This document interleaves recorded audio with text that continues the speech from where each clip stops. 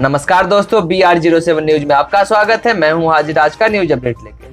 Corona की थमती रफ्तार के बीच कई ट्रेनों ने पटरी पर वापसी शुरू कर दी है। इसी में से एक दरभंगा से होकर कटरा और कामाख्या के बीच चलने वाली ट्रेन जल्द ही पटरी पर दौड़ती नजर आएगी।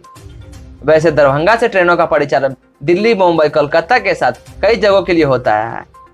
वही कई ऐसी ट्रेनें भी है जो लंबी दूरी तय करने के दौरान दरभंगा से होकर गुजरती है।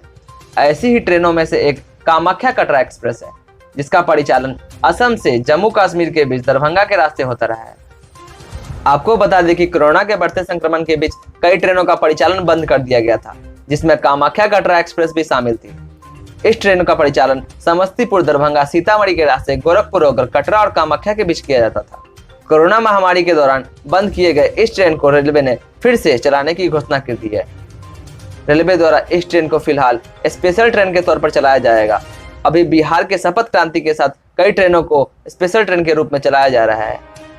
वहीं इस ट्रेन की फिर से परिचालन की बात करें तो यह 27 जून से कामाख्या से साप्ताहिक एक्सप्रेस के तौर पर चलना शुरू कर देगी। तो आपको यह वीडियो कैसा लगा कमेंट करके जरूर बताएं। प्रेस करें बेल आइकन ताकि हमारा अपडेट सबसे पहले पहुंचे आपके पास।